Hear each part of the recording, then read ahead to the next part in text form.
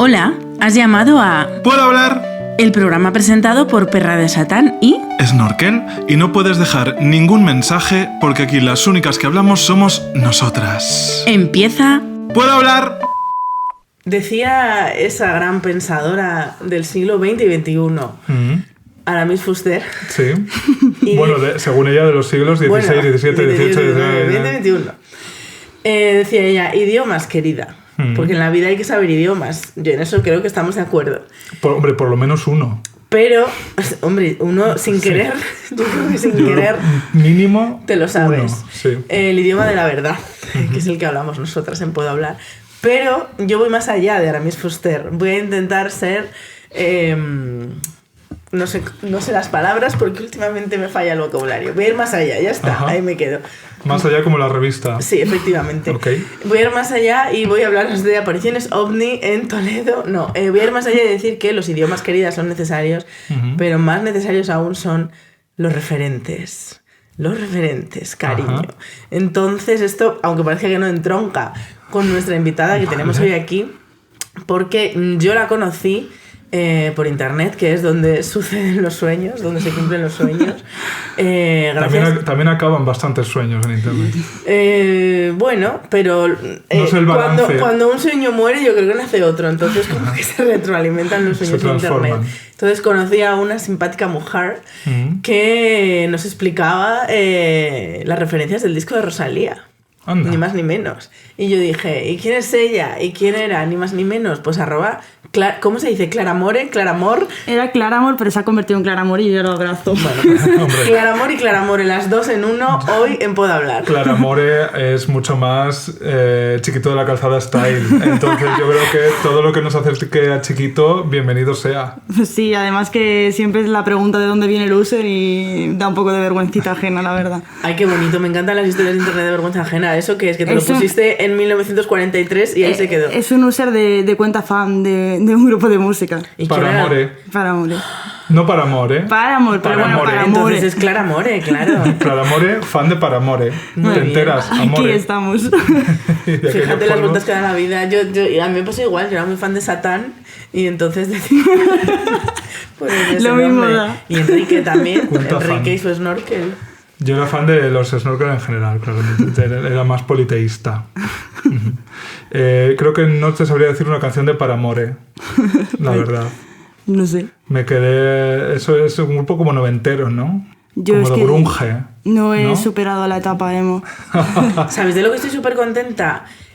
Bueno, claro, es que el algoritmo de TikTok al final no es que tú lo descubras, es que de repente el algoritmo te empieza a mostrar esos vídeos. El algoritmo te descubre a ti. Efectivamente, pero es que ¿qué algoritmo tan listo? Pues estoy descubriendo que hay un resurgir de Mago de Oz, que Dios era mío. mi grupo favorito de cuando yo tenía 16, 17 años. Mago de Oz, fueguísimo, vamos. Y resulta que entre la gente que ahora tiene 16, 17, 18, 19, 20 años, hay un resurgir de Mago de Oz que leen sus canciones como desde un punto de vista súper épico. Y ahora TikTok me enseña chicas jovencísimas cantando ahí en nombre de la libertad, la fe en uno mismo y la paz. Y yo, guau, tía, te siento muy dentro. Pues ya verás cuando se enteren de que hay una película. Yo no estoy en ese lado de TikTok, ¿eh? ¿En qué lado de TikTok En estás? esa ladera, en esa laderita. A mí me sale gente muy intensa, gente que habla de arte como yo, o lesbianas. Bueno, también Está bien. Chico, o sea, 10 sobre 10. Sí, que más le podemos Está pedir. educado. Calada. Y a ti no te calada. sale porque sigues sin rendirte a los encantos de TikTok. Ahí tengo que confesaros algo. Ay, madre. Te lo has bajado. Estoy dentrísimo ya. Ya sabes Guau. quién es Lola Lolita. Uf, no, eso no, pero el otro día, o sea, no sé cuántas horas me tiré viendo cómo restauraban cosas de 1920. Los vídeos Una de los báscula, un juguetito como de carreras de caballos. La cuenta se llama, por si os interesa, All Things Never Die. Horas me puedo tirar viendo cómo Sí. cada tornillito lo lijan, le devuelven su esplendor, le quitan la pintura, lo vuelven a pintar, o sea, obsesionade. Y luego cómo limpian las alfombras. Bueno, claro, yo creo que todos hemos pasado por esa etapa, ¿no? Sí. ¿Tú no? ¿No te han salido vídeos de alfombras siendo limpiadas? Pues, A mi novia le salen full, pero a mí no me va lo de ver cosas que se A ti limpian. limpiar no. obsesionada. Y lo más Yo, fuerte, cuadros. lo más fuerte que he visto en TikTok, con diferencia, es una señora que cría gallinas y que se le rompió un huevo. Entonces pensó, ¿qué puedo hacer? Porque esto es una vida que se va ¿no? al cielo de los limbo, pollos. en este caso al limbo. Entonces cogió un pequeño tupper y metió ahí el huevo cascado y lo cubrió con papel film. Entonces durante una semana el pollito continuó desarrollándose y claro, lo veías porque estaba en un cacharro transparente. Entonces veías cómo se le iban haciendo a la yema del huevo primero como unas venas, o sea, era todo como de David Cronenberg. Primero unas venas, luego era una cosita pequeña, luego se le desarrolla el diminuto corazón y empieza a latir. Y veías cómo latía el pequeño corazón de pollito. Luego le llegó a salir un pequeño ojo y todo. Pero no sé por qué me da que esta historia tiene un final triste. Es que me está dando mal pero es que rollo. dura una semana. Sí, luego No un día se levantaron y ya no palpitaba. Pero, o sea, me tuvo en vilo durante días el pequeño Jar Jar Binks, se llamaba. Y era un pollito que iba a ser criado en un tupper. Dios. TikTok es el futuro. Y el futuro está aquí. Bueno, pues yo también quiero decir a nuestros simpáticos oyentes esta semana, estoy enferma. Me he resfriado en mayo porque soy también, además de haber superado a la Miss Fuster, pues también he superado la ciencia, no sé, las condiciones en las que una se puede resfriado enfermar. anacrónico, tío. Tengo un resfriado anacrónico, entonces perdón porque toseré, estornudaré, daré asco en general. Los cambios de tiempo, cariño, son así, no te preocupes. Pero bueno, ¿de qué hemos venido a hablar hoy? Drama. Sorprendentemente no de TikTok, pero un poco sí, porque digamos que TikTok, bueno, cuéntanoslo tú, que para eso eres la invitada. Tu éxito en redes sociales, para quien no te conozca, @Claramore, repetimos, Claramore con guión bajo, puede Sí, ser. guión bajo. Pues, ¿qué haces tú en TikTok y en Instagram y en las redes sociales en ¿Criar general? pollos en un vaso? Sí, exactamente. No. Bueno, yo empecé realmente en Twitter. De hecho, yo te conocía desde hace un montón de años. Cuando me seguiste, yo chillé. O sea, Anda, como soy muy fan. ¿ves cómo en Instagram se cumplen los... Uy, en Instagram, en Internet sí. se cumplen los sueños. Yo hablo de arte, básicamente. Sobre todo artes visuales, porque soy... Bueno, siempre me defino como historiadora del arte y un cuadro de persona, porque, o sea, creo que un poco sí. Y luego me adapté al tema vídeo, que al principio me daba mucho corte hablar en público y tener una cámara delante. Bueno, hola. Hola, Aquí YouTube. estamos, lo estamos Mandando celebrando. mensajes de lo bien que lo está haciendo. Y bueno, pues con el formato vídeo como que eso explotó de un día para otro y aquí estamos. De repente me siguen 170.000 personas en Instagram, no entiendo cómo ha ocurrido eso. El año pasado me seguían 3.000, o sea, no sé qué ha pasado de un día para otro. Pues hombre, yo creo que lo que ha pasado es que nos gusta mucho el arte y nos interesa mucho el arte. Ese es un tema, que la gente piensa que el arte no interesa. Yo creo que lo que no está bien es la forma de contarlo. Igual va por ahí el tema. Porque sobre todo hay mucha gente que dice que la gente joven, bueno, yo parezco más joven de lo que soy, pero bueno, tengo 23 años, ¿no? En verdad voy a cumplir 28, pero bueno. Tengo 23 para 28. Entre 23 16 para y 28. 53. Yo sí, estoy en esa etapa en la cual mi hermana va a cumplir 24 y digo, ¿cómo vas a tener tú 24 si 24 tengo yo? ¿Sabes? En plan... Nos hemos solapado, ¿cómo puede ¿Qué ser? me estás contando? Qué raro es cuando se detiene el tiempo, ¿verdad? Sí. La pandemia A mí me ha ha pasado, existido. sí, a mí me ha pasado eso. O sea, yo sigo creyendo que tengo exactamente los mismos años que cuando nos encerraron en casa. Eso me pasa a mí. ¿A ti te pasa eso también? Cero patatero. No, a ti no, o sea... Yo siempre creo que tengo más años de los que tengo. O sea, tú ahora Mi mismo, espíritu- ¿cuántos años tienes? Mi espíritu Pero- es como de la abuela Sauce. O sea, ella tiene 24, tú... Internos Internos. o externos. O sea, Internos 72. 72. Qué orgullo. Y digamos que en el DNI 34. Claro, yo es que ahora creo que me siento... yo creo que ahora mismo tengo 30 recién cumplidos. Sí, yo me veo ahí un poco. Spoiler, no. No, claro que no. Por eso digo que Sorpresa. eso es como un poco lo que... Es que ¿sabes qué pasa? También gracias a TikTok. Ahora me gusta Bebe Tricks. Entonces, ya en el momento que te empieza a gustar esa chica, te quitan años automáticamente. No sé quién es. Pues es la nueva estrella de TikTok. Ajá. Es una, Tengo muchas otras. ¿Tú la conoces? Me está Te ha tenido queriendo, claro. me está queriendo sonar, pero ahora Es no. una chica, o sea, un 10 de persona, en cuanto la conozcas te vas a enamorar completamente. Es una chica que se hizo viral en TikTok con un audio de 18 segundos que cantaba algo así como mi novio cree que es mi novio, pero tengo otro novio que era mi novio primero, no sé, bueno, ella así No. rapea, ¿no? Entonces es muy graciosa, muy graciosa, muy graciosa, muy graciosa y bueno, pues dicen que va a ser la nueva Batgirl. Ajá. Me parece bien. Entonces, pues nada, aquí estaremos para bailarla. Yo es que si no criaba Pollitos. especímenes a la vista... No te interesa. No me interesa ¿Sabes tanto. que en Madrigal de las Altas Torres hay una webcam 24 horas disponible que puedes consultar a través de YouTube para ver cómo crecen los cigüeñinos que acaban de nacer en el campanario de la torre de la iglesia? Pues entonces no sé qué estamos haciendo Eso ha aquí. sido muy random por tu parte. Es que yo... Muy largo, ¿no? Era Sí, como ha que no sido como acababa demasiado. el dato. ¿Sabías que...? Y todo el episodio Taca, de taca, la taca, pregunta. taca, taca, taca, taca, taca. Es que yo almaceno datos muy fuertes, la verdad. Bueno, hablemos de arte. Venga. Eh, ¿Acaso la vida no es un arte? Has dicho una cosa interesante, que es que la idea general es que a los jóvenes no les interesa el arte. Sí.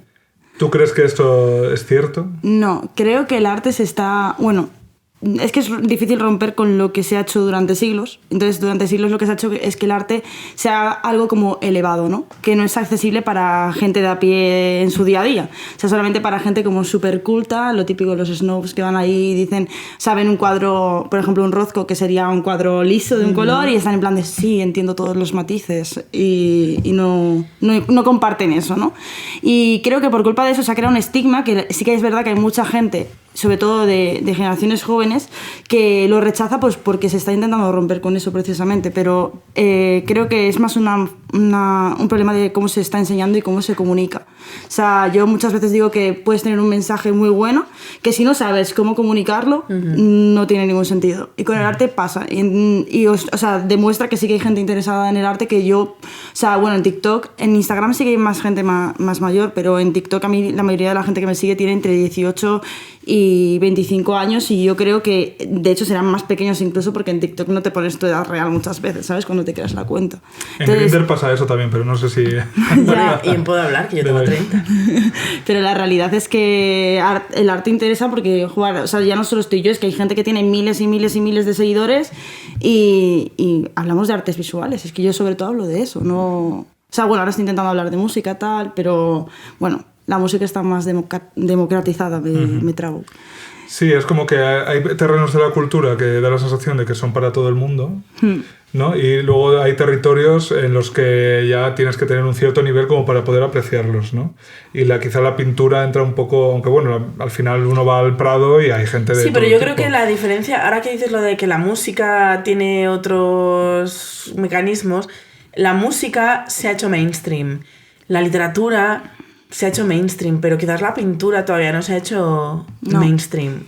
No hay una Rosalía de brocha fina. Sinceramente. Entonces entiendo eso de que es más fácil entrar por la música o por los libros, ¿no? A mí me salen muchísimas booktubers que hablan de libros. Perdón por lo que voy a decir, pero para que nos entendamos, hablan de libros pero no hablan de literatura, ¿no? Porque se han dividido, ¿no?, esas dos ramas, pero quizás la pintura, eso, no hay... Sí, yo creo que va no hay ligado pintores mainstream. con que música hay una parte en la cual se ha ligado, y con el cine pasa sobre todo, con el entretenimiento. O sea, la división entre... Lo que hace que la cultura sea elevada es que muchas veces no han querido como tachar de que el arte sea entretenimiento, como que lo han querido separar mucho. Sí. Realmente no tiene por qué, yo me lo puedo pasar genial yendo a un museo, ¿sabes? O sea, seré una friki, ¿sabes? Pero yo sé que hay más gente que le pasa. Sí, mi hermana. Y yo de todas formas sí creo que hay al menos ciertas propuestas muy entretenimiento y muy mainstream, quiero decir. La exposición inmersiva de Van Gogh. Vas a abrir el melón de las exposiciones Sí, inmersivas. sí. Porque queda oficialmente abierto. quiero Sí, decir. porque luego mis amigos de Zamora vienen Eso a no Madrid es y quieren arte ver eso, y yo elevado. les digo, por favor, hay unas exposiciones increíbles y te vas a ver la de... O sea, tienes el Museo de Sorolla y te vas a ver una pantalla con una pintura de Sorolla. Claro, ¿quién soy yo para juzgar? Pero me llama la atención, entonces queda abierto el melón.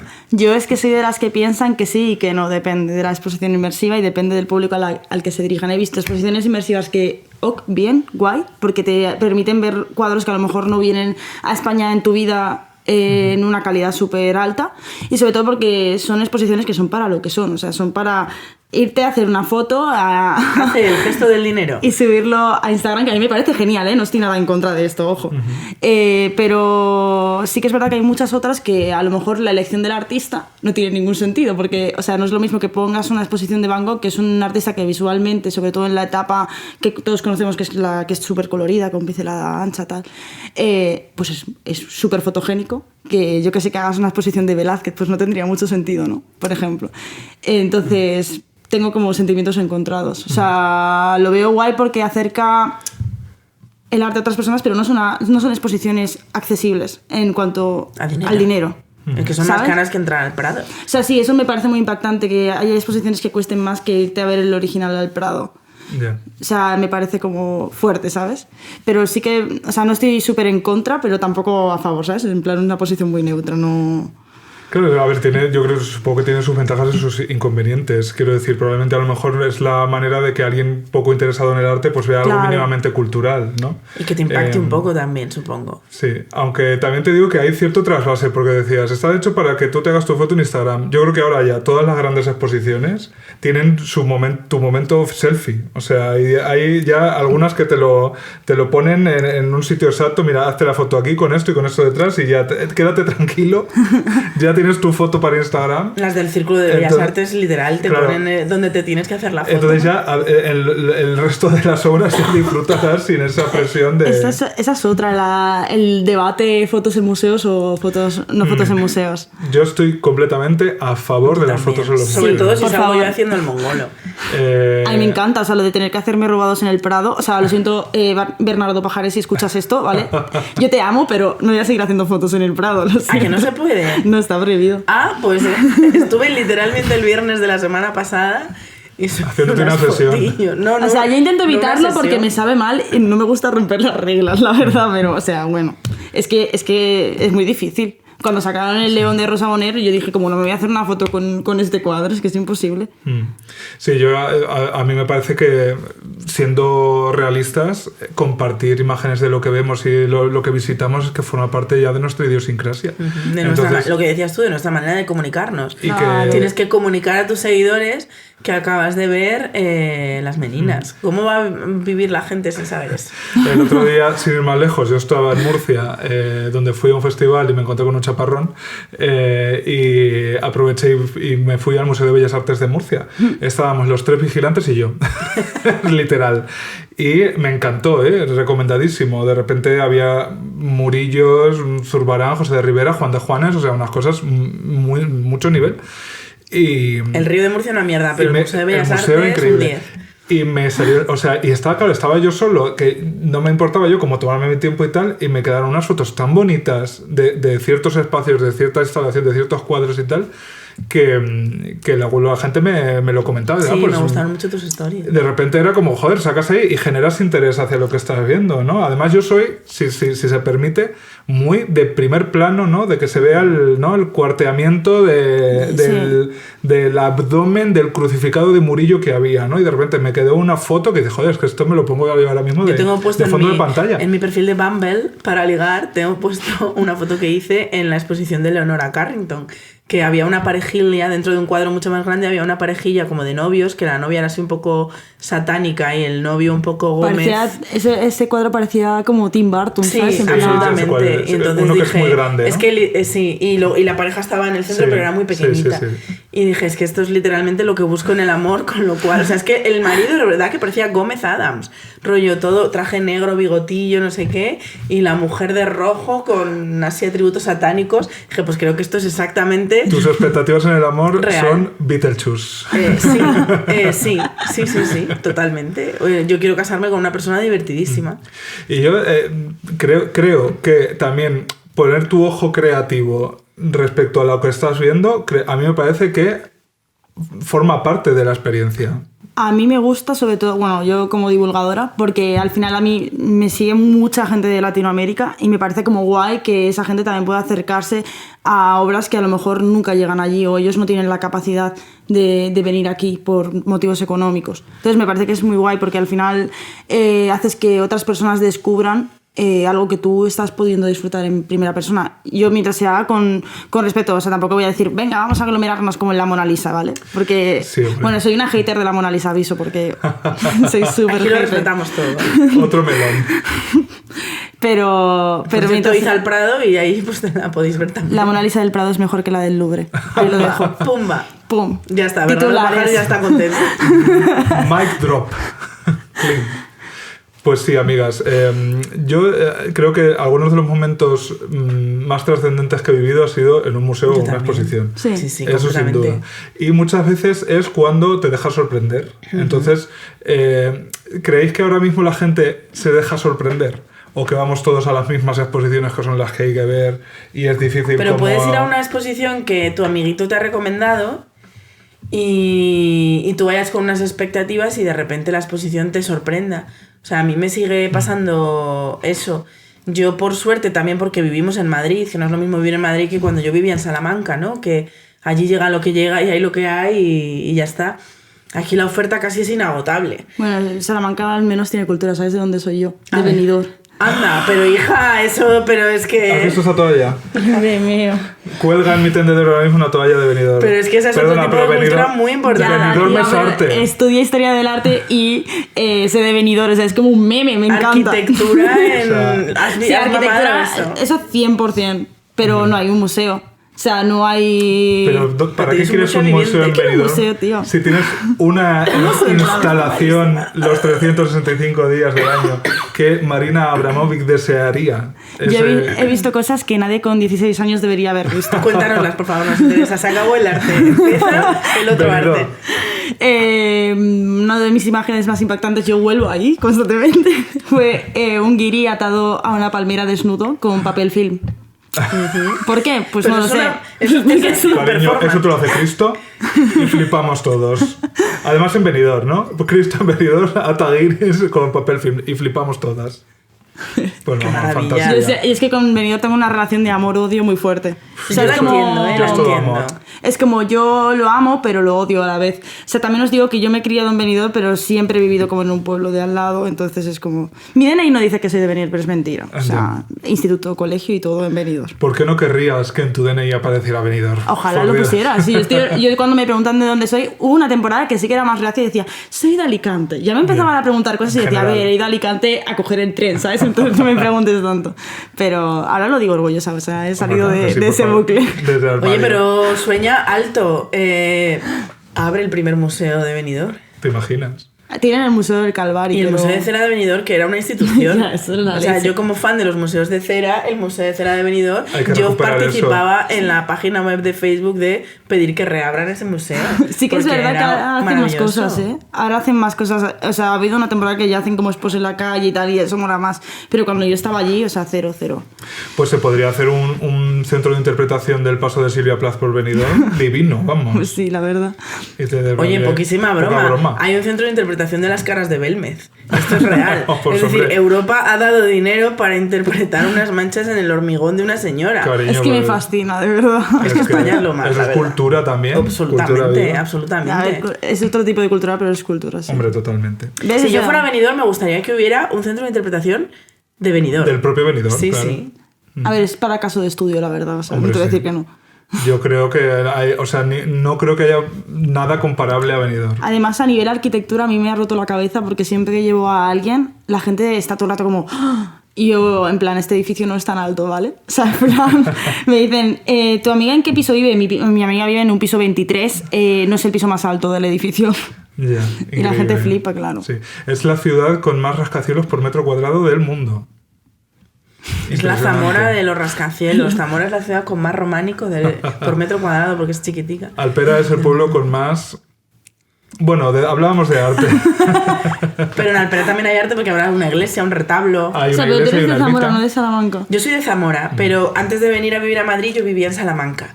Y entonces por eso dije ese traspaso, porque bueno, en Zamora es verdad que a día de hoy, cuando yo era pequeña no, pero a día de hoy tenemos dos museos que están completamente a la altura de las circunstancias, que son el Museo Etnográfico de Castilla y León, que aunque es de todo Castilla y León, la sede está en Zamora, es un museo que yo recomiendo muchísimo, primero porque me apasionan los museos etnográficos, segundo porque este en concreto está súper bien hecho y súper interesante, y luego el Museo de Zamora, que te explica la historia de Zamora desde los primeros, bueno, pues paleolítico, neolítico, hasta hoy concretamente tiene cosas muy interesantes también. Le han dado una reforma, una lavadita de cara. Hay depósitos del Museo del Prado allí también y merece muchísimo la pena la visita. Es que en general Castilla y León tiene muchas cosas que la gente desconoce. Yo es que mis padres son de Valladolid y yo estudié la carrera en Valladolid. Y ahí hay museos muy tochos. Bueno, para empezar está el Nacional de Escultura claro.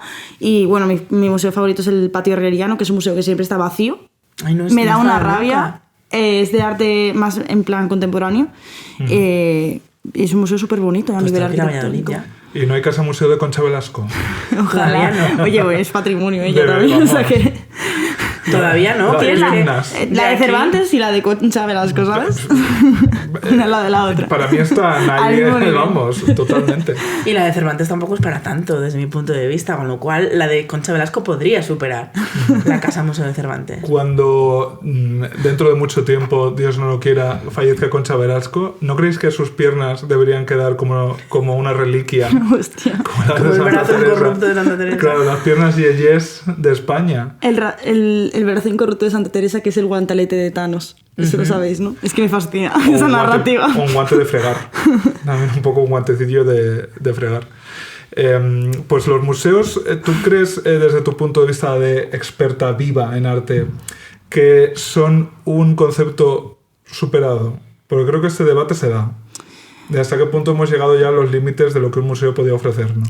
Yo creo que los museos tenían como dos partes, que era la parte de conservación, que eso lo hacen muy bien, conservan muy bien las obras, y luego había una parte de acercamiento a la ciudadanía, ¿sabes? Los ciudadanos tienen que sentirse parte de los museos. Creo que ahí está el tema, o sea, que tienen que avanzar por ahí, y creo que es lo que se está intentando. O sea, que sean museos más inclusivos y que la gente se sienta más representada por los museos de lo que se siente ahora, porque al final, lo que yo digo siempre, que es como muy romántico, pero bueno, la cultura es de todos. O sea, la cultura es algo que nos representa a todos como sociedad. Y los museos estatales, literalmente, los pagamos entre todos. Entonces, debería adaptarse para que se acercase al público, ¿sabes? Que el público tuviese voz.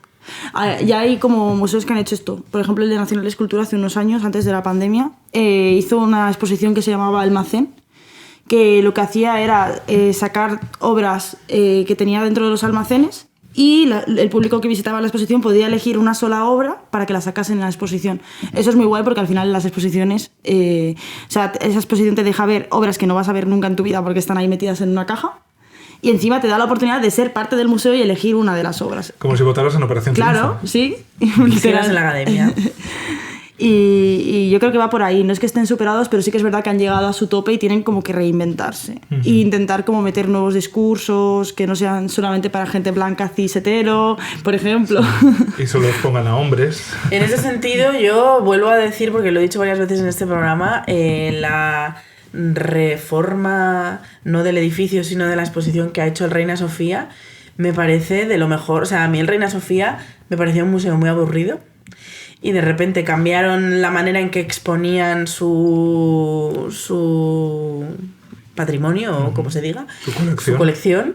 Y me parece, o sea, teniendo un poco más o menos lo mismo, me parece que le supieron dar una vuelta inteligentísima, entretenidísima y maravillosísima, que te ayuda a comprender muchísimo mejor pues el arte contemporáneo, que no es tan fácil. O sea, tú te pones delante de las meninas y yo creo que quien más que quien menos, aunque no sepas a lo mejor que estás viendo a la hija de un rey, pillas algo. Siempre, no, pero hay cuadros en el veces. Reina Sofía que te pones delante y dices, bueno, pues muy bien. Pues yo Buenas creo tardes.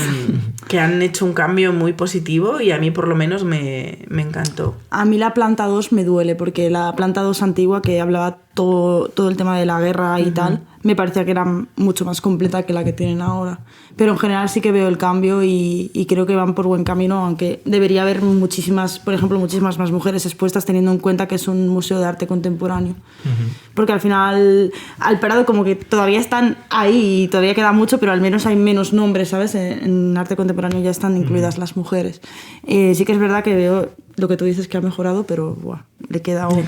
Y también veo que bueno, el museo, eso no es culpa de ellos, es culpa del edificio. Es como un edificio súper complejo de entender para moverte. O sea, en plan, tú entras en el Museo Reina Sofía y es como, ¿a dónde voy?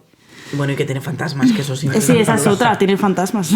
Sí. Yo una vez tuve una experiencia chunga en el Reina Sofía, ¿eh? Porque yo al Reina Sofía suelo ir en verano, a pasar la tarde entera, rollo 5 horas. ¿Por qué? Porque tienen aire acondicionado y yo no. Entonces es un museo al que voy mucho en verano. Y en verano, pues sobre todo en agosto, tardes de agosto, hay muchas veces que he estado bastante sola. A lo mejor en la sala del Guernica no, pero en determinadas salas he estado completamente sola. Y creo que fue hace 2 veranos que tenían una exposición que me flipó, o sea, que era temporal, que no era de su colección, que no me acuerdo del nombre de la mujer, pero bueno, era sobre la guerra civil y eran instalaciones por muchas partes del museo, una de ellas en las escaleras que bajan al sótano, que son estas salas de techos abovedados, que es donde estaban los muertitos de Paloma Navarrete. Y entonces yo estaba bajando las escaleras, de repente llego a esa sala, estaba yo sola, completamente vacía. Yo sentí cosas, supongo que es la sugestión, porque estaban, o sea, la instalación de esta artista eran voces, la luz estaba oscura con tonos morados, estaba yo sola. Todo acompañaba. Pero yo sentí cosas. Yo tengo que decir que que yo he trabajado en el Reina Sofía, porque, o sea, era mi museo favorito de Madrid, y cuando hice las prácticas ahí súper precaria, bueno, cuando empiezas a trabajar, me flipó trabajar en el Reina Sofía, o sea, ojalá trabajar en el Reina Sofía. Hablaban mucho de eso, de que vigilantes habían tenido experiencias paranormales y que les daba miedo hacer el turno de noche. Sí, lo digo, yo sentí que algo me atravesaba el cuerpo. O sea, como algo que hacía así, me salía por aquí. Yo, eso, o sea, es una experiencia completamente subjetiva. Puede que tuvieras hambre. No. Yo me lo creo, ¿eh? Yo no he sentido nada, pero no me lo creo. Pues hijo, que hablen con los fantasmas y que se hace una exposición permanente. Es que era un ¿no? hospital antes, entonces claro, quedan cosas ahí. Queda por ahí, pues de repente una instalación que sean los fantasmas que te explican del las Reina obras. Sofía, claro. Mira, este cuadro no nos gusta mucho. Este nos lo han puesto aquí. Sería una manera estupenda de atraer al público. De hecho, del Reina Sofía yo tengo un recuerdo muy bonito, que es que tuve el privilegio absoluto de ver la exposición a museo cerrado. Y vi el Guernica a museo cerrado. Y tengo que decir que no me gusta nada Picasso, por motivos evidentes. Pero ¿Mi chiste favorito de la historia de la humanidad? Picasso. El único cuadro de Picasso que así que me gusta es el Guernica. Que bueno, es un melón el Guernica también. Bueno, porque parece que hubo cositas ahí de que podría haber participado Dora Maar, que era por aquel entonces su compañera de vida. Mujeres silenciadas en el arte, no lo creo, mujer. ¿Qué cosas tienes? Nunca ha ocurrido. ¿Cómo sois los jóvenes? No, que va. Eso no ha ocurrido nunca. Mi compi Eugenia Tenenbaum, que siempre la menciono porque la amo, la verdad, o sea, como decimos en la charla, la persona más simpática que he conocido en mucho tiempo, ha escrito justo ahora un segundo libro que va sobre las mujeres detrás de Picasso. Ah, pues qué interesante, la verdad. Sobre las mujeres que, bueno, lo que hacían ellas y que sentían ellas y que... Porque muchas de ellas eran artistas también, además artistas muy buenas. Y han pasado a la historia como la mujer de Picasso. Yeah. O sea... La que estuvo un par de añitos, le inspiró y a otra cosa. Encima con maltrato, maravilloso. Sí. Estupendo. El debate eterno, ¿no?, de separar la obra del autor, pero yo creo que es más interesante reflexionar un poco dónde Ayer leí un tuit maravilloso que decía: cuando el artista es misógino, racista, bueno, pues Picasso, hay que separar la obra del artista, pero cuando me haces un documental sobre Amy Winehouse, tengo que ver solamente cómo sufría, ¿no?, cómo componía y cómo... vivía su etapa creativa. No se puede separar obra de artista. Lo que sí que hay que hacer es colocar a las personas en su lugar. En plan, no podríamos cancelar a todos los artistas de la historia del arte porque entonces nos quedaríamos solos. Caravaggio, por ejemplo, era un asesino, para empezar, o sea, y es uno de los referentes más grandes del barroco. Entonces hay como que dejar de deificarlos, ¿sabes? Simplemente, o sea, dejar de decir Picasso era un genio. Sí, a ver, hizo una revolución a nivel pictórico. Sin él el siglo XX seguramente no habría sido para nada igual. Pero, o sea, no es un dios ni es un referente, porque a mí mi mayor hate que tengo en redes sociales es cuando hablo de Picasso. Y ni siquiera soy una persona que se mete mucho, ¿eh? Pero siempre es, no mires a Picasso con tus ojos de veinteañera. No lo entiendes. Ya. Hasta que no tengas pelos en el pecho, te fumes un habano y bebas whisky a palo seco. Mujer, cállate, a la cocina. Básicamente un poco así, sí, da un poco de vibra. Es lo peor de ser divulgadora en plan con tu cara. Cuando hablas de gente así como muy referente, siempre viene hate. Y con Dalí pasa un poco lo mismo, que también es una persona Iba a poner polémica. justo ese ejemplo, que para personalidades complicadas.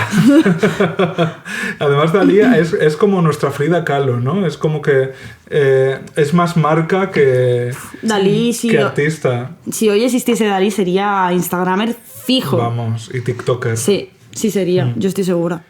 No es por comparar a Frida Kahlo con Dalí, que a mí me parece que Frida Kahlo, la pobre, pues le ha caído ser la Marilyn Monroe de tal, pero que su obra, oye, y su vida y su...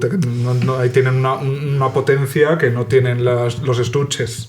Es con su cara. que, es que Frida Kahlo, bueno, pasa con todas las artistas. Yo, por ejemplo, que sí que hago como vídeos de divulgación, sobre todo de género, y hablo de artistas que no conoce la gente, encontrar información sobre las artistas y sobre todo encontrar material gráfico sobre las artistas. Tú pones Caravaggio, o pones Picasso, o pones Dalí, y lo primero que te salen son sus obras. Tú pones Frida Kahlo, sale su cara. Yeah. Y con eso pasa con todas las artistas, sean más o menos conocidas. O sea, no, es como que su obra no interesa. Se romantiza mucho la figura de ser una mujer. De hecho, siempre que tengo charlas así, suelo decir que hay que intentar quitar el término de... Yo misma lo hago, mujer artista, porque es como... Es artista, ¿sabes? No es especial por ser mujer. De hecho, hay una artista que se llama Dorotea Tanin, que tiene una frase así, en plan, mujer eres... artista es... No, o sea, mujer no puedes elegir serlo, o sea, lo eres y punto. Y artista es lo que realmente tiene el valor, ¿no? En este caso. ¿Dónde están las mujeres en la historia del arte? Bueno, pues en los almacenes principalmente y en las colecciones privadas. Ahora se está haciendo mucho con esto, por suerte. Menos mal. Hombre, es que es el momento, claro. Es que al final luego siempre que protestan, ¿no? Que siempre que se habla pues de perspectiva de género en las artes o en cualquier cosa, siempre salen los protestones de ¿qué pasa? ¿Estáis con lo mismo? No es que estemos con lo mismo, es que es nuestro momento que nos ha llegado después de 5.000 años. Entonces lo tenemos que aprovechar. Sí, a mí me salía hace poco un señor, porque el día del libro yo como que quise recomendar lecturas que iban sobre artistas femeninas, y me decía, o sea, ya basta de vuestro victimismo. Victimismo no, o sea, es como simplemente... Yo que estudié Historia del Arte, antes del siglo XX estudié 3 mujeres en la carrera. O sea, eso es un problema de verdad, rollo. O sea, imagínate una persona de a pie, pues no tiene acceso a eso a no ser que tenga muchísimo interés y busque. Sí que es verdad que ahora sí que hay muchas monografías y tal, y es fácil encontrar más información, pero jugar. Sí, eso, yo creo que Paul B. Preciado, que es filósofo pero es también comisario de arte y se lo rifan, decía, claro, si el ánimo fuera ese, que se denuncia, ¿no? Si el ánimo realmente fuera ese, lo que querríamos es que durante 500 años un hombre no pueda exponer en el mundo. O sea, si el ánimo fuera, ¿no? De decir, venga, vamos a equiparar y vamos de verdad, durante 500 años prohibido exponer a ningún hombre. Y entonces, después de esos 500 años, entonces empezamos con la igualdad. Literal. Sí. Es que de hecho, la prueba es el cuadro que he mencionado antes, el Cid de Rosa Bonheur, es un cuadro que salió para una exposición que iba precisamente, o sea, un recorrido LGTB, o sea, una exposición que fue muy buena, de hecho, de Carlos G. Navarro, que está en Twitter también. Y que fue invitado en Puebla. Y que el viernes estuve... Bueno, a lo mejor estoy yo aquí diciendo algo que no debo, pero precisamente el viernes estuve yo con él en el Prado, que me acompañó a ver la exposición de Guido Reni, que es... No la he visto, ¿eh? Ojo. Yo quiero ir, viva. Igual yo quiero, es que me encanta. Yo quiero volver, o sea, es maravillosa, la disfruté muchísimo. Qué maravilla, maravillosa, me encantó. Un 10, la verdad. Bueno, pues me dijo que volvía ese recorrido LGTB. Yo no pude verlo, no vivía en Madrid aún. Pero... Pues no sé si a lo mejor estoy diciendo algo que no debo porque no se ha hecho público. Bueno, hijo, esto es solo rema a favor. Solo rema a favor.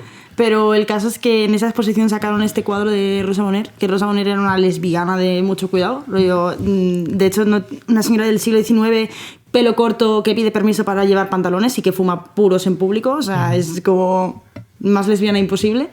Y esta señora hizo el Cid, que es un león, que es un cuadro de una calidad altísima, uno de los primeros cuadros de una mujer que recibe premios en su época. Y se hizo una campaña brutal, encabezada sobre todo por Luis Pastor en Twitter. Hubo más personas, que acabó con el cuadro expuesto, que a día de hoy está expuesto en el Prado. Bueno, cuando sacaron el cuadro a exposición, es buenismo de género, y que yo no sabía que era eso de buenismo de género, pero es que está ahí solamente por ser mujer. Digo, señor, esta señora tenía una Barbie. O sea, en el siglo XIX había una Barbie con la cara de esta señora. O sea, vas a dudar que tiene calidad artística.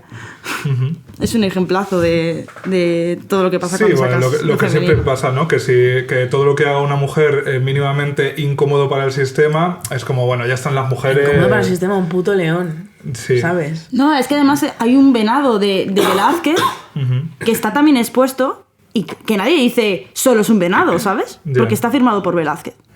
Que no digo yo que sea malo ni bueno, o sea, Dios me libre, ¿sabes? Pero, joder, en animalismo a esta señora le ganaba muy poca gente. O sea, porque sobre todo lo que pintaba ya eran animales y punto. Sí. Hombre, yo lo que sí que me he encontrado muchas veces es que las poquitas mujeres que nos llegan a veces de, pues eso, porque vas a una exposición y de repente, y es que a mí me pasa que veo nombres femeninos y tiro y a Google y porque casi siempre hay historias interesantes, ¿no? Porque mujeres que ya han llegado en general a las exposiciones o a los museos del mundo, casi siempre la historia nos va a interesar, ¿no? Y luego yo recuerdo cuando descubrí a Claude Cajun. O sea, increíble hallazgo, ¿no? Y de repente ves que había gente haciendo pues lo que tú te crees muy revolucionaria por hacer en un espacio queer en el 2020, había alguien en 1890, ¿no? Haciéndolo. Y dices, joder, es que nos han desprovisto no ya solo del puro goce estético que a ti te pueda gustar más o menos el león, ¿no?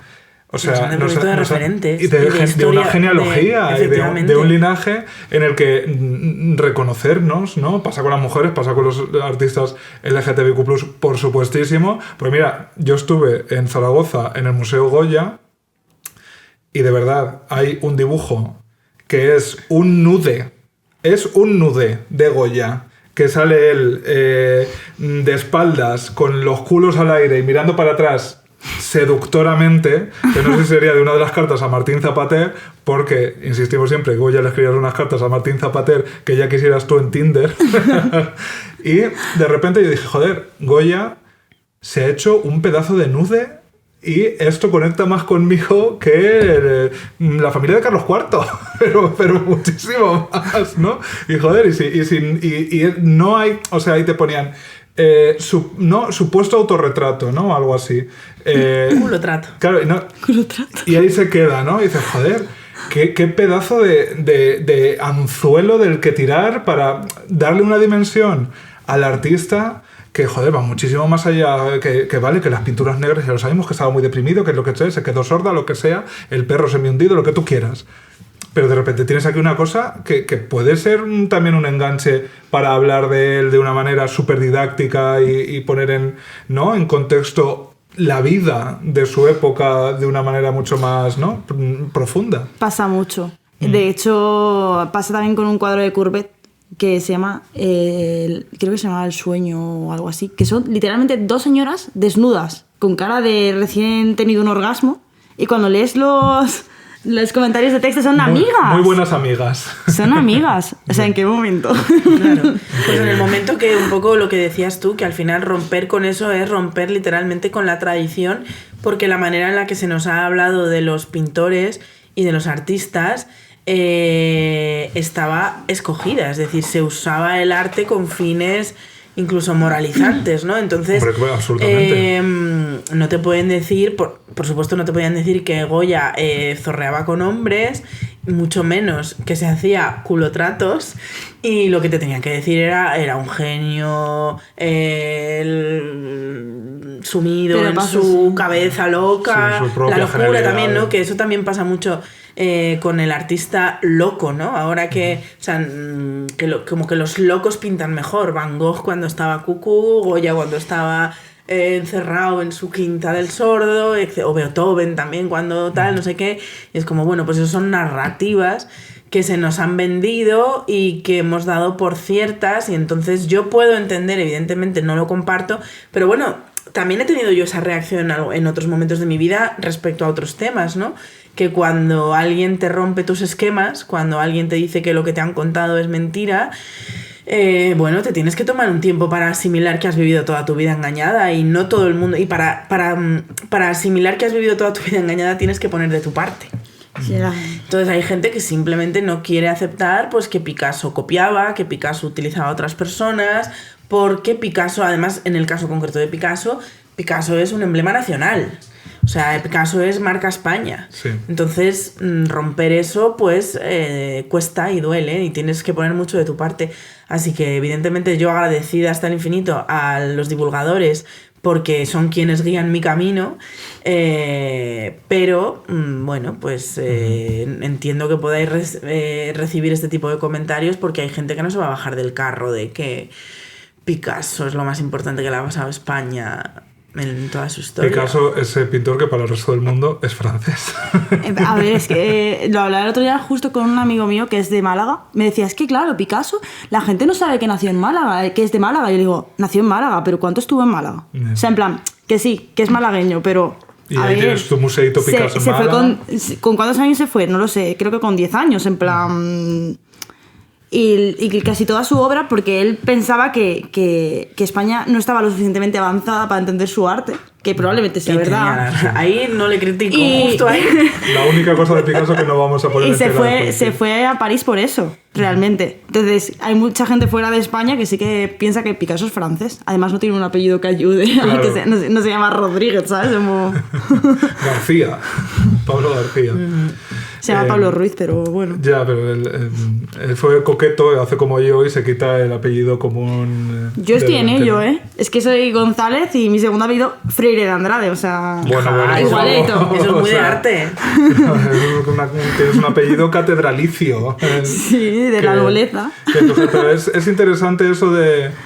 También la locura, ¿no? O el genio que viene casi como de lo que también onírico. es un poco la narrativa de Leonora Carrington, que aunque creo que en la exposición te lo explican muy bien, pero bueno, pues la pobre estuvo encerrada en un psiquiátrico. Bueno, es que es muy fuerte. Yo me he leído Memorias de Abajo, que es el libro que escribió encerrada en un psiquiátrico de Santander después de que unos militares carlistas la violaran en grupo en Madrid, que es como... O sea, si es que no le podían pasar más desgracias. Había huido de la guerra, se había quedado sola. Marx Ernst estaba missing, que era su pareja. La violaron entre 7 carlistas. Estaba bastante... Es que soy modelo. Claro, la pobre le dio un brote psicótico y de hecho Memorias de Abajo es un libro que te describe un brote psicótico muy largo, ¿no? Y cómo imagínate luego además llegar a un manicomio de los años 40 en Santander. Encima encerrada por tu propio padre. Eso es. La Britney Spears.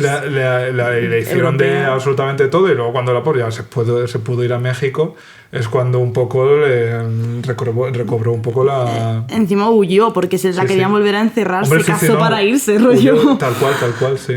Sí. Pobrecita mía. Es un buen ejemplo, ¿no? De esas vidas de artistas pues marcadas también por la desgracia absoluta, que bueno, nos dan muy buenos biopics, pero que, Dios mío, el sufrimiento. Pero ¿hace falta sufrir o estar cucú o tal para generar arte? No, pero yo creo que está bastante relacionado. Sí, porque las emociones al final es lo que hace que bueno... Los artistas lo que hacen es plasmar sus emociones a través del arte. Entonces, si tienes dramas intensos, pues te salen obras más intensas. De hecho, no solamente en las artes visuales, es que en la música pasa un montón. Cuando un artista lo deja, por ejemplo, con la novia y hace unos discazos que flipas, ¿sabes? Pero bueno, sí que es verdad que se romantiza mucho el tema de la salud mental y no debería ser así, también te digo. O sea... Sí, el último libro que ya lo he recomendado en alguna ocasión de Rosa Montero va exactamente sobre eso, o sea, el peligro de estar cuerda y hablar sobre esa relación entre ella más con la literatura, claro. Pero bueno, entre ese supuesto genio y pues la enfermedad mental o el hecho pues esa hipersensibilidad. Sí, de hecho hubo una exposición hace unos meses que se llamaba La Sin Sombrero. Ah, sí, claro. Que bueno, esa exposición fue brutal. Me enfadé conmigo misma porque no conocía a la mayoría de las artistas que estaban allí y en plan de soy una inculta, me siento mal. A ver, es que han estado ocultas. Pero claro, no es nuestra culpa. O sea, al contrario, hay que decir, ole, pues las he descubierto. Y justamente había una artista que me marcó mucho que fue Margarita Gil Roset, que se suicidó siendo muy joven, sí, por precisamente problemas de salud mental. Y que la gente no conoce su obra y la poca gente que conoce al artista es como que solo se queda con la parte esa de la locura, sí, es como ¿sabes? Si un artista suicida, eso opaca. Ya está. O sea, sí, no se pone a profundizar en lo que hacía ella y además era brutal lo que hacía. Bueno. Sí, quizá Maruja Mayo, ¿no? Es la más famosa de las sin sombrero. Sí, Maruja Mayo sí. Pero vamos, tampoco, vamos, la gente de la calle tampoco es que tenga un conocimiento. ¿Tú crees que Van Gogh se suicidó? Eterna pregunta. ¡Ay, madre! Pua, Me encanta el tejido de los acontecimientos. No lo sé, en plan, según la gente más estudios de Van Gogh, dice que sí, a mí me parece un poco extraño. Hombre, por la trayectoria de la bala en el pecho es un poco raro, ¿sabes? ¿Quién se suicida con una pistola apuntándose al pecho, no? Y luego vuelve a su casa. Además que Van Gogh, sí que es verdad que había caído en otro brote, pero justo en ese momento, que hace poco escribí un artículo sobre ello, es justo cuando nacía su sobrino, que era su hijado, y él estaba como pletórico, ¿sabes? En plan, por fin tengo ganas de vivir y de salir de este agujero. Entonces, no sé, me parece un poco extraño. Gran misterio del arte, ¿no? En la muerte de Van Gogh. Sí. Ese suicidio también fue Rothko, ¿no? Que lo has nombrado sí, Rothko antes. se suicidó, y además en Rothko se ve muy bien todo esto de la salud mental. Sí. Porque de hecho yo me enamoré de Rothko por una exposición que tuvo el Reina Sofía ya cuando yo estaba en segundo de carrera, y que yo era súper hater del arte contemporáneo, o sea, que ahora es como de lo que más hablo porque es lo que más me gusta. Vi el primer Rothko, que era un Rothko entero negro. Sí, del final y era del final de su vida. O sea, claro, te explican. Claro, también te digo que Rothko no se puede entender si no lo ves en directo. Claro. Pero... ¿Y si no te lo explican? Hombre, sí, o sí. tienes un buen catálogo o algo así de la Tienes exposición. que entenderlo, sí. Aunque él decía que lo que buscaba era que la gente lo o sea, sintiese cosas con los colores simplemente, pero bueno, siempre hay que acompañar las obras con una explicación, sean figurativas o no. Y eso, se tiñeron de negro las pinturas de cada vez más oscuras. De Rothko. Y la última creo que era roja sangre, o sea, en plan, que sí que queda todo reflejado. La capilla, ¿no? Fue de lo último, que la capilla son 3 cuadros negros. La capilla Rothko, que es una capilla para todas las religiones, está en América, no sé dónde exactamente. Sí, o sea, ese concepto me parece increíble, ¿eh? Y son cuadros negros. Sí, son 3 cuadros gigantes negros, ¿no? Además que el tríptico, que es como la disposición religiosa por excelencia, pues a 3 abismos negros, y ahí encuentra tú la fe donde buenamente... Es interesante lo que has dicho de hace falta entenderlo, ¿no? Porque creo que con el arte, sobre todo contemporáneo, ocurre esto, ¿no? Claro, es que yo me pongo delante del cuadro, pero si nadie me lo explica, y hay quien piensa que si precisa de una explicación, eso como que le resta valor, ¿no? A mí ese comentario me da una rabia, sí. Porque es como, yo siempre lo digo, sí, tú te puedes poner delante de las meninas de Velázquez y tú vas a ver a las meninas, vas a ver a Velázquez, pero no vas a entender nada, o sea, no vas a entender de qué va la obra. Las meninas a lo mejor sí, porque es un cuadro súper conocido, pero cualquier otro. Te pones delante y no tienes por qué entender lo que estás viendo. O sea, si identificas personajes, te puede parecer que está con una técnica mejor, una técnica peor, te puede gustar más, te puede gustar menos, pero no conoces la profundidad de la obra. Sí que es verdad que en los museos hay un problema, sobre todo en los museos de arte contemporáneo, que es que si tú estás vendiendo un arte que lo que te hace es clavar directamente a las emociones y habla del concepto que tiene la obra, y tú no explicas ese concepto, no tiene sentido. O sea, si lo que tú estás intentando es que lo material pase a otro plano y no explicas lo que quieres transmitir, pues no tiene sentido. Pero todas las obras precisan de explicación, todas. O sea, es que yo siempre lo digo, sí que es verdad que no es lo mismo ponerte delante de una obra figurativa y entender que hay un Cristo pintado que ponerte en un Rothko totalmente negro y decir, a ver, ¿qué le pasa a esta persona en la cabeza, ¿sabes? Pero... O un Francis Bacon, ¿no? O sea, que de repente dices, bueno, esto es como una película de terror, pero ¿y qué hacemos con esto, no? ¿Cómo lo integro yo? Y luego, claro, si te lo explican bien, pues flipas. Que quizás por eso también es el éxito de los que divulgáis sobre arte en TikTok, sí. Porque si no, o sea, yo creo que las obras... Hay obras que te causan una primera impresión muy fuerte. Antes, cuando hablabas del Guernica, yo recuerdo la primera vez que vi el Guernica, porque o sea, fue un impacto, ¿no? Entonces yo lo recuerdo perfectamente, o sea, habrá otras millones de obras que habré visto por primera vez, y también me pasó con la, ¿cómo se llama? La balsa de la Medusa, se llama. Yo lloré con ese cuadro. Hay ciertos cuadros que me acuerdo exactamente la primera vez que me puse delante.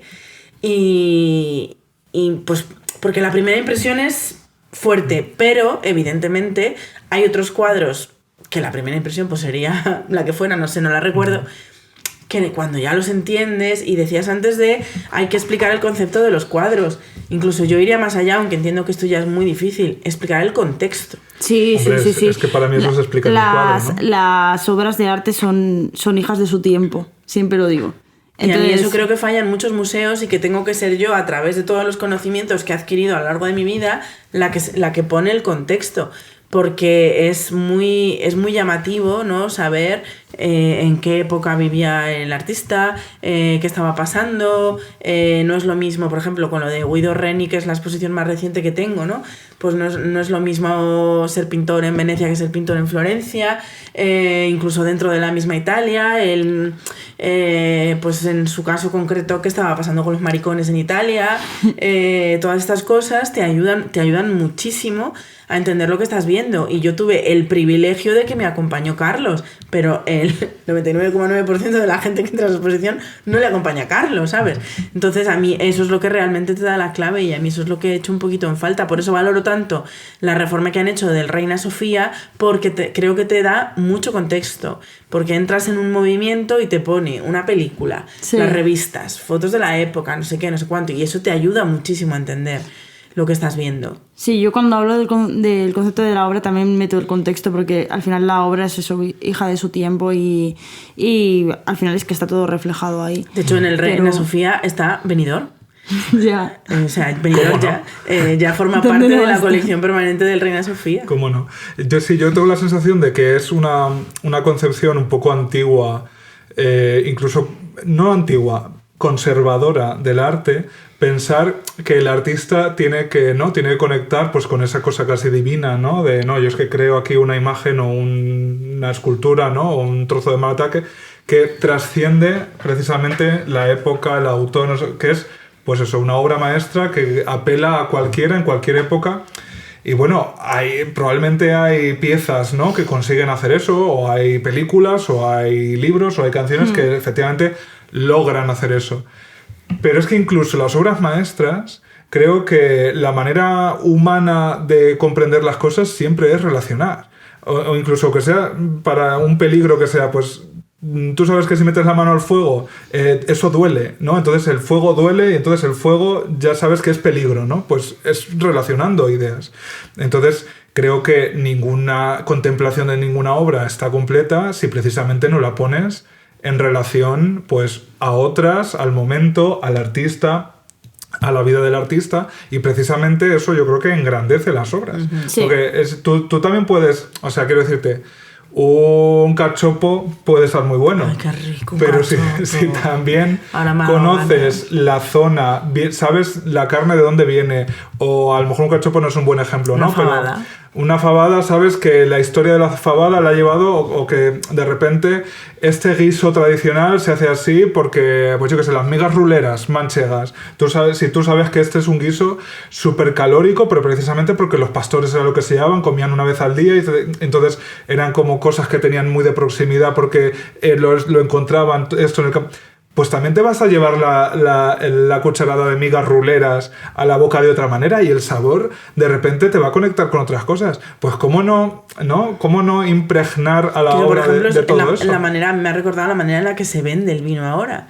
A mí ahora me están invitando muchísimo a catas de vino y degustaciones de vino en Zamora. Pues hija. Porque Zamora está entendiendo que el vino es un negocio y que puede salir bien. Y joder, Zamora, hay la denominación de origen de Toro en Zamora, por ejemplo, tiene unas condiciones únicas en el mundo, unas condiciones climáticas y de suelo únicas en el mundo, con lo cual ese vino te puede gustar o no, pero es irrepetible, es como el queso de Cabrales, o lo compras allí, o lo comes allí, o no vas a probar nada igual. En Massachusetts. Efectivamente, entonces están empezando... ¿Te imaginas que ahora hay un pueblo llamado Cabrales? Sí, pero no tendrá las condiciones climáticas de Si alguien nos escucha desde Cabrales, Massachusetts, por favor, escribidnos.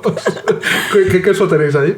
Y es lo que se está haciendo con el vino, ¿no? O sea, antes de dejarte probar el vino, te meten una chapa increíble que da valor al vino que te estás bebiendo. Pues eso yo creo que lo podrían hacer perfectamente. Es que los humanos entendemos las cosas así, a través de la narrativa. Todo lo que somos los humanos es narrativa. Sí. Entonces...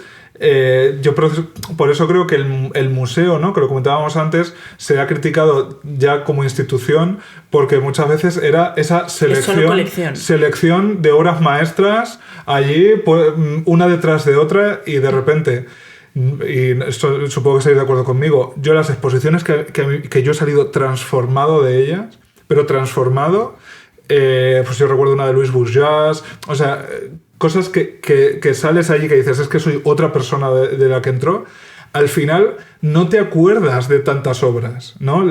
No hay tantas obras concretas que permanecen en el recuerdo. Quiero decir, que ver 20 obras maestras en la misma sala del Louvre, de verdad, es como no ver ninguna. Pero si te hacen un recorrido por la obra y la vida de un artista, te lo ponen en contexto y acabas en ese recorrido viendo la obra maestra, esa sí se te va a quedar dentro, ¿no? O sea que esto es como en la teoría de la información. Yo soy periodista, ¿no? Y te explicaban, sobreinformación equivale a desinformación. Tener demasiadas cosas es como no tener ninguna. Entonces yo creo que precisamente los museos, ¿no? Y las exposiciones últimamente van más en este sentido de recorrido, de narrativa, y no tanto de vamos a reunir de los museos del mundo, de las colecciones privadas, las 35 obras maestras de Leonora Carrington y las ponemos en una sala muy grande. Sí, ¿no? Sí. Y la de Leonora Carrington es un buen ejemplo. Era muy larga. Aunque yo feliz, pero sí, era muy larga. Un poco too much. Pero de bueno, hecho acababa ahora, creo, el día. Sí, yo creo que ya está. Tienes la oportunidad todavía, recomendada. Creo que acababa este fin de semana, o sea que... Ay, madre, pues entonces cuando escuchéis esto ya se ha acabado, hijas. Contemplación del arte. Cariños, el arte también está en el cine. Efectivamente, y sobre todo cuando el cine tiene apellido Hombre, de pintor. Qué menos. Entonces hay que ver, como siempre, qué peli vamos a ir a ver esta semana a los cines Renoir. A ver qué peli vamos a ver. Venga. Begoña, cuéntanos. Je suis une mauvaise actrice, toi une mauvaise avocate. Hola. François Ozon ha arrasado en Francia con su nueva película, Mi crimen. Una comedia muy divertida, con bastante mala leche y cierta malicia.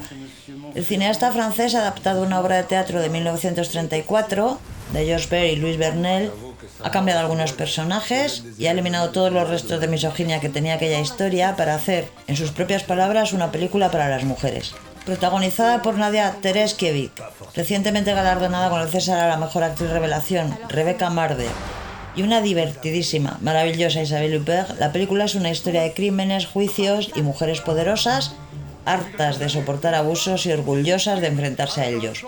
Un juez completamente torpe acusa a una actriz, que no tiene mucho talento, de matar a un productor cuando de repente aparece otra mujer, Odette, interpretada por una Isabelle Huppert especialmente chispeante, reclamando que ese crimen es suyo. Hay muchas risas en esta comedia, en la que hay grandes intérpretes al lado de las actrices protagonistas. Ahí están Fabrice Lucchini, Dany Boon, André Dussolier, para contar esta historia que ahora inevitablemente nos lleva a pensar en el Me Too. Nos vemos en el cine. Mi crimen es haber nacido con esta cara. El mío, el catarro que tengo, de verdad que no puedo más, por favor. También es verdad, no me quejo. Yo soy una persona que tiende al catarrillo y que solía cogerse un catarrillo un mes sí y uno no. Mi último catarrillo me lo cogí en enero, entonces iba debiendo catarrillos. Pues estéis malas o no, sabéis que en los cines Renoir siempre tenéis ahí un espacio amigo con aire acondicionado en verano y calefacción en invierno, además de grandes obras cinematográficas.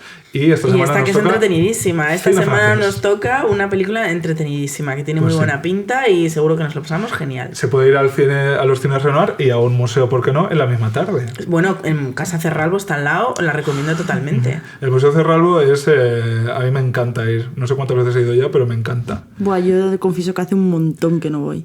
Y me parece que es uno de esos sitios a los que viene alguien a Madrid de visita y como la gente tampoco no lo tiene tan ubicado, y yo no sé del caso de haber llevado a alguien y que no flipe, porque es alucinante el salón de baile, cómo es. Increíble. Sí. Pero claro, el arte también es muy el espacio, ¿no?, donde ocurre. Y precisamente creo que el museo es esa conexión entre el pueblo llano y el arte, pero también a mí me gusta mucho cuando visitas un sitio, ¿no?, y el arte está como concebido a la antigua, ¿no? Lo ves en los sitios donde estaba pensado la propia obra para ponerse desde el principio, ¿no? Pero cuántas perspectivas, ¿no?, en cuadros se explican por qué ese cuadro iba a ir en una posición determinada para ser contemplado. Hay uno en el Prado justamente de Tintoretto que literalmente se tiene que ver desde el lado porque era para una iglesia. Y eso es otro ejemplo. Si no te lo cuentan, no ves el cuadro bien. Claro. No ves bien. Sí, yo diría que lo ideal es explicación y luego obra. O al menos a la vez, ¿no? Yo la primera vez, me acuerdo también de esto, la primera vez... Claro, yo cuando me fui a vivir a Estados Unidos... el concepto que allí tienen de museo es radicalmente diferente. En Europa somos conservadores en el sentido de tenemos una historia muy grande, muchos hitos, y los museos casi son parte del nacionalismo. De fíjate pero totalmente, qué claro. importantes hemos sido. Sin embargo, en Estados Unidos tienen muy poco y tienen que aprovecharlo lo mejor que pueden. Entonces, yo creo que los museos en Estados Unidos son muy de crear impacto, de incluso entretenidos, desde mi punto de vista. Por ejemplo, tienen museos, en el Museo de la Historia de Estados Unidos, que está en Washington DC, está la Rana Gustavo, porque es que eso es historia de Estados Unidos. Claro, aquí tú vas a ver un museo de España y no te imaginas, o sea, no te cabe en la cabeza que esté Spinetta. No va a pasar. Bueno. O los Lunis, me meo. Pero en el Museo de Historia de los Doña Estados Rogelia. Unidos está la Rana Gustavo, porque es historia de los Estados Unidos, porque, bueno, pues hacen las cosas así, ¿no? Y la primera vez que yo vi que a lo mejor ocurría en otros muchísimos museos o incluso ocurría en España, pero la primera vez que yo vi esto fue en Chicago, no me acuerdo, el museo era un museo de pintura, pero no me acuerdo del nombre del museo, que había un grupo de mujeres que se llevaban sus sillitas del Decathlon, estas que se abren y se cierran en un momentito, que son también muy de la Semana Santa, pues iban, se sentaban delante de un cuadro, charlaban, o sea, eran como 10 mujeres, imaginaos. Probablemente señoras riquísimas de Chicago que no les hace falta trabajar y su día a día es voy a comentar el cuadro con las amigas. Se sentaban delante de un cuadro y sin ningún tipo de guía, simplemente charlaban y compartían sus pensamientos. Ay, pues mira, a mí esto me parece bonito, pero estuve ahí poniendo la oreja un ratito y no estaban aprendiendo historia del arte, estaban simplemente charlando en torno a ese cuadro. Y cuando ya habían terminado la charla, iban a otro, hacían el corrillo y tucutú. Y digo, fíjate qué guay es eso, a mí eso me voló la cabeza. Irte con tus amigas al museo a charlar un ratillo de arte. Que el otro día, esto se lo comentaba a Carlos también sobre el Prado, digo, a mí en el Prado me falta mucho sitio donde sentarme. Sí. Yo a lo mejor quiero estar 15 minutos delante de un cuadro. Y puedo si estás de pies, pero claro, si estoy 15 minutos de pie delante de este, 15 minutos delante de este, pues cariño, acabo reventado. Entonces, yo al Prado a veces he ido de paseo. Sí. Y digo, pues me da un paseo y muy bien, pero hay días pues que, yo qué sé, que me apetece mirar un cuadro. Y en el Prado no puedes mirar un cuadro. También entiendo que el flujo de gente del Prado es muy fuerte. Y es que lo que pienso es que el Prado tiene tantas obras que está pensado como para que puedas ver el máximo de ellas. Entonces, como que no piensan en que la gente puede querer ir a ver un cuadro y punto. Entonces, no sé, yo también veo que falta eso. Y de hecho... O que nos dejen entrar con sillas. Que claro, me llevo yo mi cita al Decathlon y me la pongo donde a mí me apetece. Que me dejen hacer eso. Ya, yo eso lo veo un poco más complejo. ¿No? Complicado, sí. De repente 12 sillas delante de... Siempre están todos delante de la misma. Sí. Las meninas principalmente y el Jardín de las Delicias. Sería como un cine de verano. Un cine de verano. No, yo creo que al museo hay que darle alguna vuelta, ¿no? Lo que pasa es que es verdad que el Prado es que... Pues es que es difícil, ¿eh? No me gustaría tener será si Benidorm es la ciudad con más rascacielos por metro cuadrado, ¿será el Prado el museo con más obras maestras pues puede ser, por metro porque cuadrado? Al final es un museo pequeño. Te quiero decir, el edificio no es muy grande. No es pequeño, pero a mí no me parece pequeño. Pero grande pequeño, tampoco, en plan... Si lo puedo ver en un día es pequeño. Ese es mi concepto. A mí es que me gustan grandes. O los museos vaticanos. El Louvre es infumable, vamos. O sea, el Louvre es en plan, quiero ver el Louvre entero, suerte. Claro, suerte. Pero tú te vas una semanita a París y todos los días un poquito. Yo es que cuando vivía en Nueva York lo que hacía era eso y me encantaba. Pues el Met igual tardé 5 días en verlo. Y a mí eso me parecía lo más. Con la cantidad de cosas que hay que ver en París, yo el Louvre lo vi lo que pude verlo y seguí para adelante. Y si no, pues la visita. Yo el Louvre es que solo he estado una vez. Hice la típica visita de señora, lléveme a ver los highlights porque ni siquiera sé moverme por este museo. Es que es increíble, es enorme. Yo no, o sea, bueno, nosotros pillamos la audioguía que justo ayer decía que estoy uy, ¿qué me pasa? ¿Depresión? Porque hace un año que estaba en París y no supero esa ciudad. Pensaba que íbamos a abrir el melón de las audioguías, que es un tremendo cuadro. No, también es un tremendo cuadro, pero en el caso de la del Louvre era como una Nintendo DS, que yo me meo, es que era como, iba a ser rollo kawaii por el museo, y tal, y es que no se puede, o sea, la audioguía te dice por dónde moverte porque tiene la opción de elegir obras. Te pierdes igualmente. O sea, es que es increíble, vamos. Y bueno, si quieres abrir el melón de las audioguías, adelante. Son un cuadro, por favor. O sea, no puede ser que una audioguía me aburra soberanamente. Que es lo que hacen el 98% de las audioguías de este país. Es que el tono incluso siempre es... La Muy última, elevado, muy elevado. la Catedral de León. ¿Puede haber algo más bonito que la Catedral de León? Dormida en un banco me quedé. O sea, yo mirando el rosetón. O sea, por favor, señora, no me aburra. O sea, horroroso.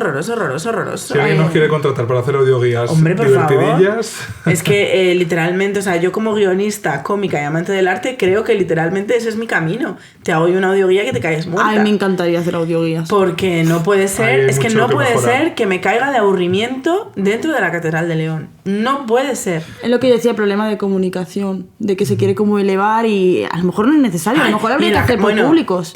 Por favor, voy a meterme con Sevilla. Uy, No, hombre.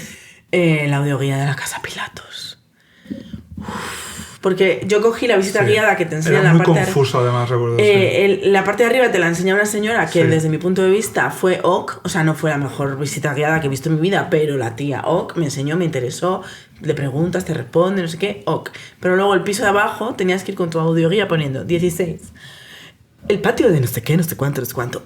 ¡Qué coñazo! Lo Yo mismo. recuerdo O sea, confusión. ¿cómo puedes estar en la Casa Pilatos aburrida como una ostra? Yo es que eso no. O sea, Yo eso no he escuchado la puede audioguía ser. de la Casa Pilatos, pero sí que pasa con bastantes audioguías. Y yo creo que el principal problema es que se quiere hacer como una audioguía muy completa y muy para público muy experto. Y a lo mejor habría que plantear audioguías para distintos públicos y que no hagamos lo mismo para todos, porque yo sé que es una inversión, pero al final Y que la persona que las narra, un poquito de... Bueno, es que eso ya son choices. sería porque- humanizarlo eso, sí. Por favor, sí, que no sea como, no sé, siempre ese tono como solemne, ¿no? Para Ojalá todo. me cojan a mí para hacer la audioguía del Gran Poder. Es que además Me el, compro ar- un libro, ahora os cuento. el arte no tiene por qué ser solemne, ¿no? Y es que creo que, quiero decir Para que nada. te puede impregnar y te puede atravesar de mil maneras distintas. Es que el arte puede ser incluso divertido, ¿no? Yo soy una tía muy coloquial y hago mucho humor con el arte y hay mucha gente a la que esto le gusta y mucha otra a la que no le gusta absolutamente Le parece nada. indigno. Sí. Y es en plan de yo soy una persona que al final tengo estudios en esto, o sea que algo sabré, que me queda mucho por saber, pero algo sabré. Y puedo ponerme a hablarte en modo enciclopedia, pero es que ¿qué aporta eso? No tiene Y la ningún enciclopedia sentido. es que en un mundo en el que ya existe la Wikipedia, porque todavía si me dices hace 15 años, que fíjate qué poco tiempo es y cuánto ha cambiado el mundo, hace 15 años quizás necesitabas una guía que te diera conocimiento enciclopédico porque tú no te llevabas las PASA encima. Claro. O la Larousse o la que tú quieras. Pero es que ahora, si necesitas un dato, porque estás viendo un cuadro y dices, tengo esta duda, joder, tienes tu móvil y dices Wikipedia, Diego de Velázquez, no sé qué, ya está. O sea, no se debería... O sea, el conocimiento enciclopédico ya debería darse por supuesto en cuanto a, quiero decir, en cuanto a año, biografía, bla, bla, bla, bla, bla, y contarme otras cosas. Y decía lo de me he comprado un libro, porque me he comprado un libro ayer, he sido recomendada una obra que se llama El hombre que esculpió a Dios, Ajá. que es una novela, o sea, es una ficción sobre el escultor de El Gran Poder. Guau. Estoy deseando que me llegue porque como no quiero pedir en Amazon y pido en otros sitios, pues tarda más. Estoy deseando que me llegue porque voy a estar tan dentro de esa novela. Recomendamos todostuslibros.com, que tarda muy poco también. Y ya está, pues ya os contaré qué me parece la novela. ¿Cuál es el artista o la artista más sobrevalorado de la historia del arte? Puah. ¿La Rosalía? No. No. A mí me gusta Rosalía. A mí también. Pues no lo sé. Buah, es que me parece un melonazo esto. Déjame Por pensarlo eso te un poco. lo dejo para el final. ¿Tú lo tienes pensado? Yo tengo candidatos, pero... Para mí, Anónimo. Anónimo. Es nombre de mujer.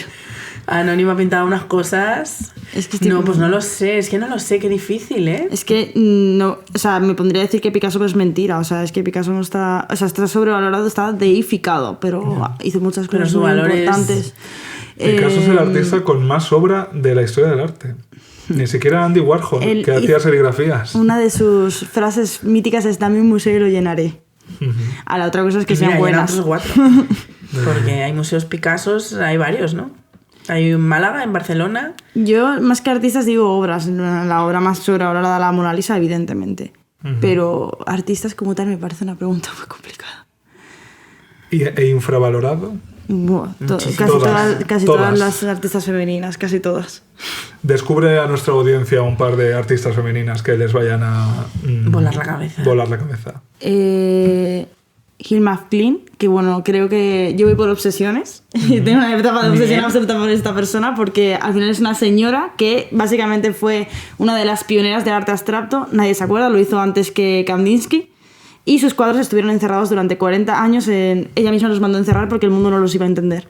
Y era una señora que pintaba después de hacerse sesiones de medium. Pero se apellida Klim. O sea, tiene algo que ver Klimt. con... Ah, Klim. Con N. Tiene algo que ver con No. el que conocemos, ¿no? No, es Klimt. No sé pronunciar, probablemente, pero es Klimt con N. Y luego me gusta mucho Georgia O'Keeffe, que lo que pinta son flores. Ella odiaba que le dijesen que parecían vulvas, pero lo parecían. Las cosas como son. Cosas que pasan. Lo siento.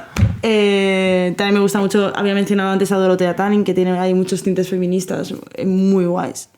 Creo que estas tres son las que más Deberes, queridos oyentes. Sí. Yo insisto en Claude Cahun. Yo creo que si quien no lo conozca es Claude Cahun con H.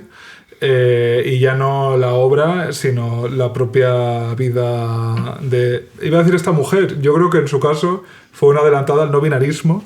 Iba con el pelo rapado, de repente se hacía fotos y las intervenía las fotos y se hacía ella otro cuerpo y otra cara. Y es bien interesante. ¿Tú alguna recomendación para despedirnos? Yo es que hice la semana pasada una recomendación, bueno, la semana pasada y no me acuerdo ya cuándo, pero hablé de Deli Tejero, esta mujer a la que yo descubrí en el Reina Sofía, que es una mujer que es de Toro, donde el vino que se da con condiciones únicas, y me la tuvo que, o sea, siendo yo zamorana, que ha vivido en Zamora hasta los 18 años, que no soy como Picasso, que se fue a los 10, no sabía quién era y me la tuvo que enseñar el Reina Sofía, entonces yo me quedé a cuadrísimos. Me parece una tía interesante. Sí. Y luego había otra, no me acuerdo, ojo, es que me fallan muchísimo los nombres. Yo es que voy con el móvil y el blog de notas lo voy apuntando todo.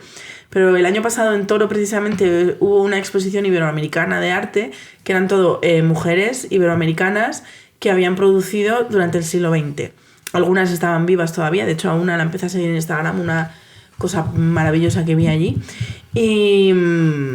Y había otra señora que me gustó una barbaridad y que no recuerdo su nombre, pero que me comprometo yo a las oyentas de Puedo Hablar a que, como es tan fácil como entrar en el catálogo de la exposición iberoamericana del 2022, voy a encontrar su nombre. Es la que pinta una procesión de Semana Santa, por lo que sea, era mi pero es que era una procesión de Semana Santa maravillosa, porque era como muy grotesca, o sea, es una manera de pintar. O sea, esta señora lo que está haciendo es coger la tradición castellana, que es la Semana Santa es nuestra expresión máxima de tal, y entonces lo que estaba pintando era como muy grotesco lo que estaba pasando allí, ¿no? Tanto los espectadores que están viéndola como la propia procesión, y me gustó un montón y dije, bueno, pues esta señora ya, mi favorita. Que se llama Juana no sé qué. Bueno, no whatever. Os la pongo por las redes sociales. Yo tengo que decir a favor de la Semana Santa de Zamora. Hombre, siempre a favor. Que yo nunca he sido muy fan de la Semana Santa pese a ser historiadora del arte, hasta que me tocó ser cámara de televisión y me tocó cubrir la Semana Santa de Castilla y León. Y la procesión que más me ha flipado nunca es la del Silencio de Zamora. Increíble. Pues sí, dilo, la verdad. Las cosas como son. Justo ayer tenía yo... Y he vivido en Sevilla, ¿eh? Con la persona que me recomendó el libro de El hombre que esculpió a Dios, estábamos hablando de la Semana Santa, porque ahora mismo hay un debate en torno a la Semana Santa de Salamanca, de que se critica mucho que se ha sevillanizado mucho la Semana Santa de Salamanca. Y le decía yo, a ver, es verdad, incluso esa sevillanización también ha llegado a Zamora, porque yo que llevo 13 años tocando el clarinete en una banda de música, cuando yo entré a tocar el clarinete no se hacía una cosa, y a día de hoy ya se considera tradición inapelable que hay una cuesta de Zamora que es muy bonita, que se llama la calle Valborraz, que esa cuesta la sube la Virgen de la Esperanza tocando la saeta. Eso hace 13 años no ocurría. Eso es alguien que dijo, vamos a tocar la saeta a la Virgen de la Esperanza. Ahora ya se considera la máxima expresión de la Semana Santa de Zamora. Bueno, las tradiciones no. se transforman. Claro que sí. Entonces estábamos hablando de eso, de que sí, que la manera andaluza de hacer la Semana Santa se está llegando a otras zonas. Y a mí no me parece mal. No. Para empezar, porque ahora que ya puedo comparar, los sevillanos lo hacen mejor. Pero lo que no me gustaría es que la zamorana perdiera su esencia, y hay ciertas maneras de hacer las cosas que son únicas y esenciales en la Semana Santa de Zamora, y una de ellas es el juramento del silencio, por ejemplo. O sea, el juramento del silencio es impresionante, el miserere del yacente es impresionante, y esas cosas pues yo creo que son las que tenemos que tirar para arriba que nos definen, porque son, como tú bien dices, lo mejor que hay en España. Las fallas. Dosis semanal de Semana Santa, evidentemente, no sin mi hija. Y últimas pinceladas, muchas gracias por este ratito artístico y bien interesante. Nada, gracias a vosotros. Y a las oyentas, el 27 de mayo estamos en Valencia, precisamente. No somos ni nots, pero también... Ni queremos arder. Venid a vernos al Teatro La Rambleta el sábado 27 de mayo. Gracias, amigas. Un besito. Chao.